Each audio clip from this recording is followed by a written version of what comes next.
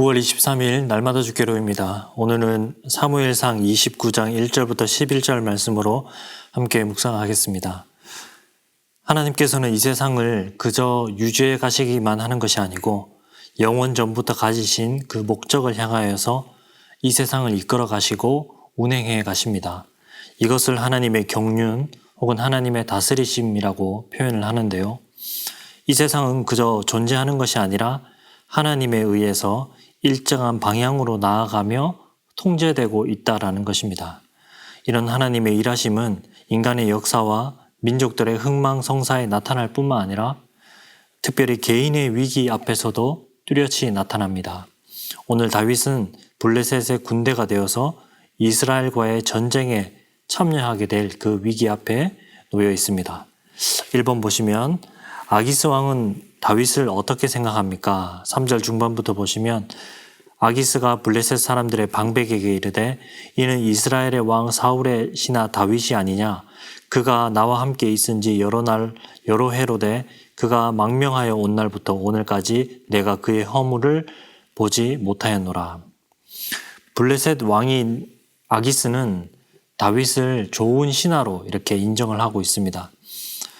다윗이 사울을 떠나 망명 왔을 때부터 지금까지 지켜본 결과 그로부터 아무런 허물을 발견하지 못했다라는 것입니다. 아기스는 이제 다윗은 사울과 철천지 원수가 되어서 이스라엘로 복귀할 생각은 전혀 없다라고 그렇게 확신을 했을 것입니다. 그래서 이스라엘과의 그 전쟁에도 그를 데리고 나가려고 합니다.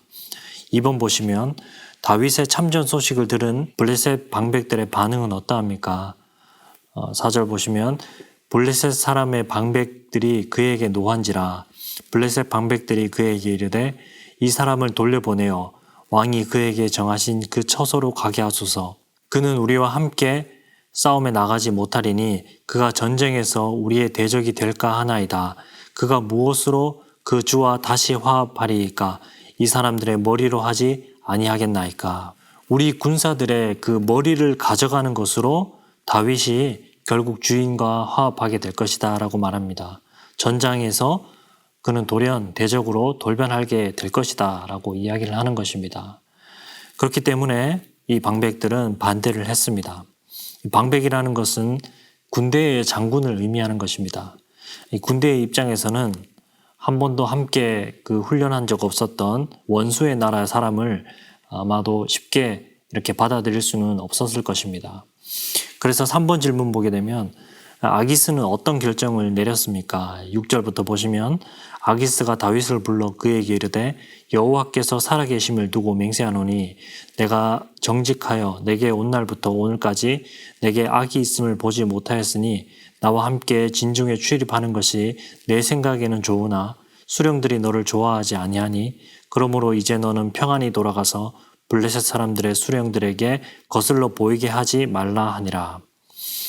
아기스는 블레셋 그 방백들이 반대한다는 그런 이유로 다윗을 전쟁에서 제외시키고 그를 다시 돌려보내려고 합니다. 여기서 의문이 드는 점이 한 가지 있습니다. 아기스가 여호와의 이름으로 맹세를 하고 있다라는 점입니다. 다곤신을 믿고 있는 아기스가 어떻게 이렇게 여호와의 이름으로 맹세를 하고 있을까요? 아마도 아기스는 이 다윗으로부터 그의 충성된 그 삶과 그의 어떤 행실을 보면서 여호와의 신에 감동을 받았을 것입니다. 어쨌든 이 아기스는 요셉을 신뢰했던 보디발처럼 또 다윗을 전적으로 이렇게 신뢰하면서 전장에서 그를 돌려보낼 때에도 인격적으로 잘 권유하는 모습을 볼 수 있습니다. 그렇다면 4번 위기에 처한 다윗에게 임한 하나님의 그 구원의 손길을 묵상해 봅시다. 다윗은 이러지도 저러지도 못하는 위기의 상황이었습니다. 이스라엘과 싸우거나 블레셋을 배반해야만 했습니다. 만약 다윗이 참전했다면 다윗이 정말 그 이스라엘을 상대로 공격할 수 있었을까요? 사실 사울을 죽일 기회가 2번이나 있었지만 죽이지 않았던 다윗입니다. 그런 다윗이 사울과 이스라엘을 친다라는 것은 상상하기가 힘듭니다. 그렇다고 참전해서 안면몰수하고 블레셋을 쳤을까요? 지금까지 신임을 받으면서 자신에게 호의를 베풀어준 그 아기스에게 등을 돌리고 그를 치는 것 또한 쉽지 않았을 것입니다. 그야말로 전쟁을 할 수도 또 거절할 수도 없는 그 진퇴양난의 상황인 것입니다. 그런데 이런 위기의 순간에 하나님께서는 개입하셨습니다. 다윗의 개인의 선택으로는 그 양쪽 어떤 선택이라 할지라도 참으로 부담이 되는 선택이었고, 어떤 선택을 해도 그 난처한 상황에 처할 수밖에 없었던 그 다윗에게 하나님께서는 구원의 손길을 펼치셔서 그를 그 상황 가운데서 건져내 주셨습니다. 이런 상황이 자처하게 된 것은 사실 다윗이 블레셋으로 망명을 갔기 때문입니다. 다윗의 실수 때문입니다. 그러나 하나님은 다윗을 통해서 이루고자 하는 그의 나라를 위해서 하나님 자신의 그 목적을 향해서 섭리의 손길을 펼치시며 자연스럽게 다윗이 빠져나갈 수 있도록 도움을 주셨습니다. 다윗을 보호해 주신 것입니다. 우리도 이러지도 또 저러지도 못하는 그러한 난처하거나 위기의 상황이 올 때가 있습니다. 또한 내가 가야 할 길을 벗어난 때도 있습니다. 그러나 그럴 때조차 하나님은 결코 우리를 포기하지 않으심을 기억할 수 있기를 바랍니다. 다윗에게 어떠한 부담이 없는 그런 방법으로 다윗의 문제를 제거해 주셨고 하나님의 목적을 이루어 가셨습니다.